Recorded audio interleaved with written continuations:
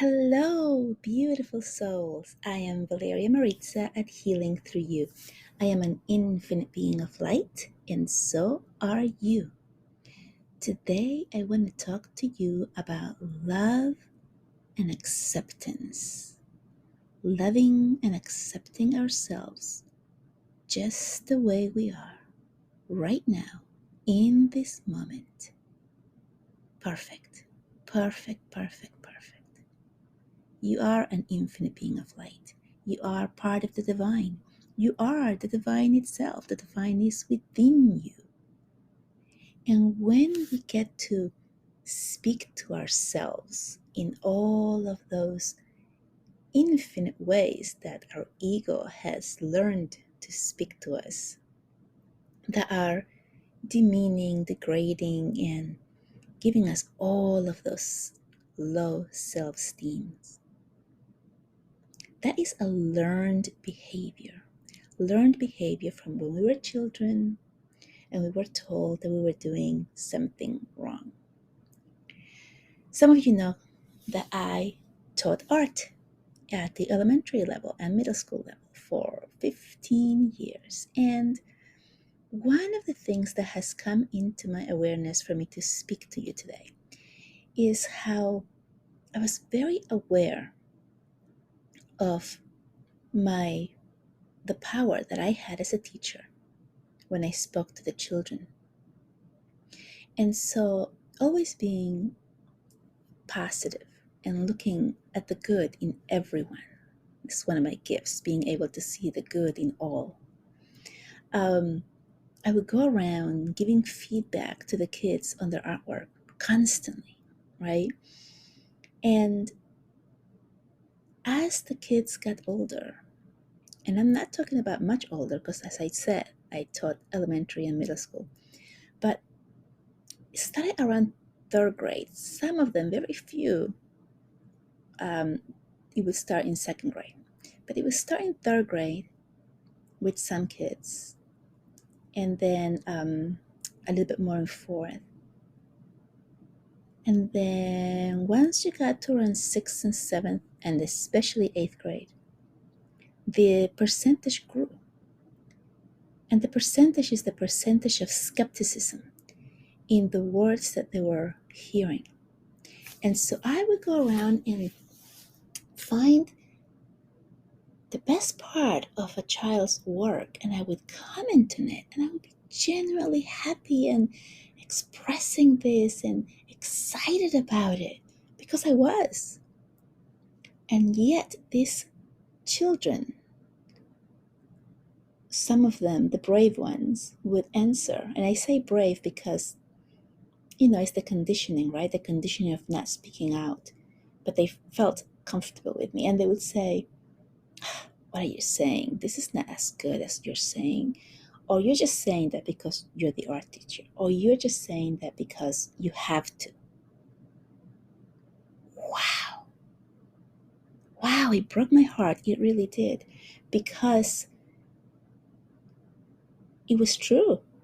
The words and the compliments that I was giving these kids on their artwork, on their talents, on their creativeness was genuine. And a lot of these kids, like I said, the percentage of students who would feel this way and let me know one way or another grew as they got older, and I only saw them up to eighth grade. So just imagine how that number and percentage grows when they go into high school and college and even later in life.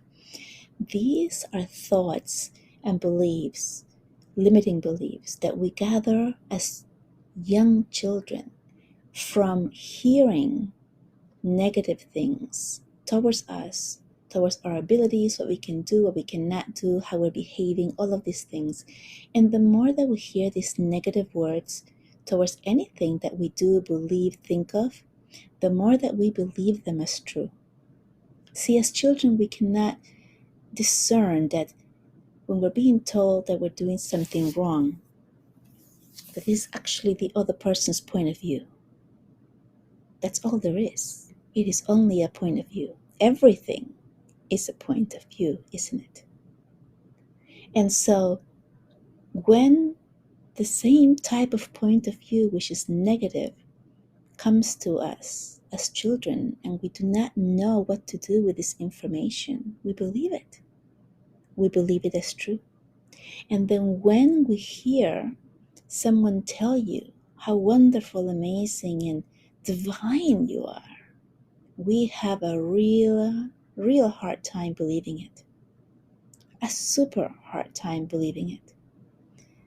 A lot of people listen to this podcast and they are turned off by the first introduction, which is I am a divine being of light, and so are you. And that is done purposely. I say that at the beginning purposely because there is a purpose to that sentence, which is not just to turn people on or off, but it's because it's true. And if someone is turned off by that sentence, then they're not going to hear anything else. They're not ready for the messages that are coming through me to you. The ones who continue to listen are. Even if they're kind of bothered and they continue to listen, they're still open to the messages that are flowing through. And so when we believe these limiting beliefs that have been cast upon us, that's the work. That's the work that we need, that we will benefit from doing. And I can talk about this now because I have done the work. I have done lots of work on myself, within myself. And a lot of these same issues that my children at school would say to me when they wouldn't believe how wonderful, great, and amazing their work was, or their talents, or their ideas were. So I had a lot of that as well. When I started doing the work, obviously, before I started doing the work, I didn't believe that I could do the healing work that I could do. It took a lot of me working and looking deep within myself to actually believe that I was saying and helping people with was actually real and that people were really feeling the difference. I needed a lot of reinforcement, encouragement, testimonials for me so that I could believe it. So it's been a really deep, long journey for me, and it's not over yet. And when people started to hire me as the healer, that I was coming up and showing myself to the world that I was, I had the same type of issues and limiting beliefs. And it's those limiting beliefs that I was able to connect with the childhood wound to pinpoint where did this start from. So this is the type of work that I do in my healing sessions, but I'm telling you, this is something that you can do on your own. Obviously, anyone can do it if they find the how, right?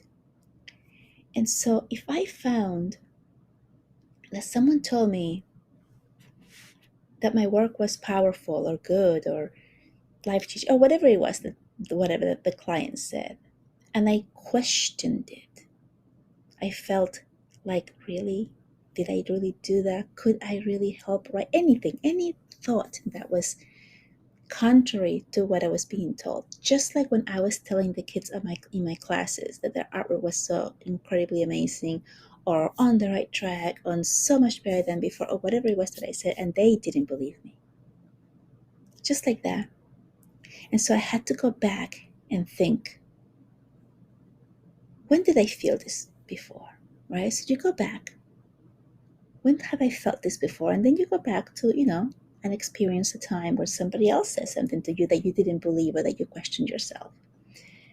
And then you go back further. So the older you are, the more of these experiences you might reach, right? And you want to get to the first time that you felt that feeling of, nah, they're just saying that. It's not true. And it usually is between the ages of 10 to 4. In most of the people that I have worked with, that's the age that it lands. That's what they can remember. It was the first time. A lot of people have it earlier as well, but most of the bulk is people who find that the first time they had that dissolution, that feeling of it changed the way they believed in themselves, happened around that time. And then once you have pinpoint the time that it happened, and how do you pinpoint that? You just think back, okay, when did I feel like this? Okay, when else did I feel this way that was younger than the last time I thought about it? And you just keep going back and back, and you keep asking and you keep asking and remembering. And the first memory that comes to you when you move back in the age, that's the one. You don't have to keep on searching for another one, right? Especially if you had a difficult childhood when you had lots of these experiences. It's the first one. That's like the potent one, or the stronger one, or the one that leads the others. And so once you have that, then you have that realization of, oh, that's where that limiting belief is coming from. Because it's out in the open, that is all the work you do. That in itself releases it. And by knowing that, the pinpointing of this event, this memory, is the release, is the work, you can move on. Because the next time that somebody says something to you and you go to question yourself, you'll remember that you pinpointed this from that time when you were 3 or 4 years old, or whatever it is for you. And then you remember, that was the limiting belief. That was just the belief. And now I'm replacing this belief with the belief that it's true. The praise, the good things people are saying about me, it's true. They're not just saying it to be nice. They're not just saying it to help me. They're not just saying it because they have to, as some of these 8th graders told me when I was teaching. We have to really look into how deeply hurt we are as a society, and how early these hurts happen. Another, and this memory is just coming up right now, so I'm going to share it because it's obviously for a reason that is coming up during this podcast. When I will have a class come in, especially in one of my really high vibe days, I would be so excited and so happy and so smiling. And I also would have pushback from my 8th graders. It was mostly the 8th graders. Why are you smiling like that? It's kind of like making fun of, like, what is so good that you can smile and laugh and be in this good mood. Like, that is not allowed. It's almost like that's what they were telling me. And I really was so excited to see them, so excited to work with them, so excited to receive them in my classroom.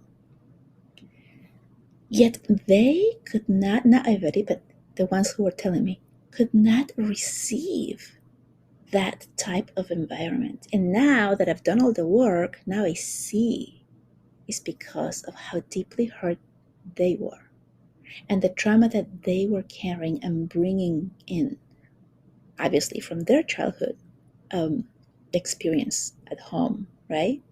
Whatever was going on, if they don't see people happy and excited and high vibe, when they see it somewhere else, they don't know what to do with it. They don't know how to relate to it, how to react to it, what to do with it. It must be fake. And that's the ego. That's the ego protecting them. Because if it isn't fake, if this is real, what I'm seeing and experiencing, that this person can be so happy,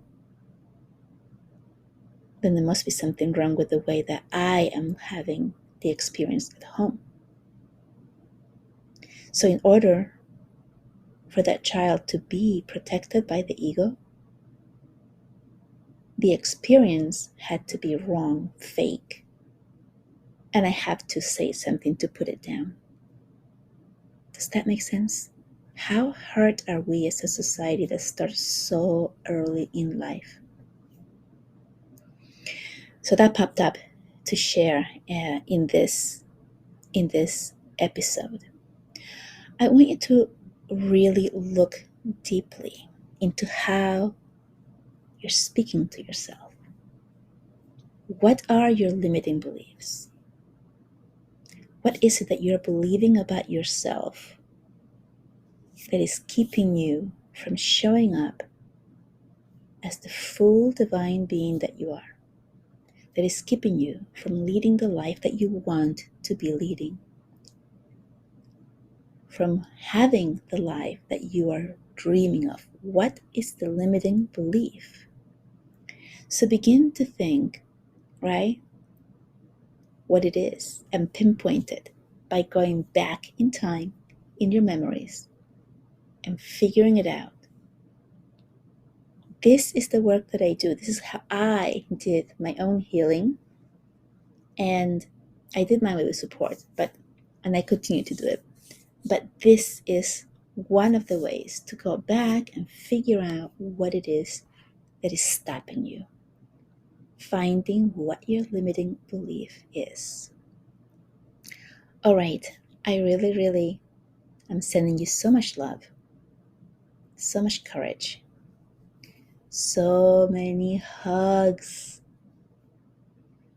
I think we need a hug right now. It's a deep subject. And I'm hoping that this is helpful for you. Let me know. Send me a comment, send me a message. Let me know if this has helped you, how it has helped you, if you have used it, how you have used it, what you were able to see. Please like, subscribe, and share this podcast so more people can find it. And with that, I let you go. Until next time, bye-bye.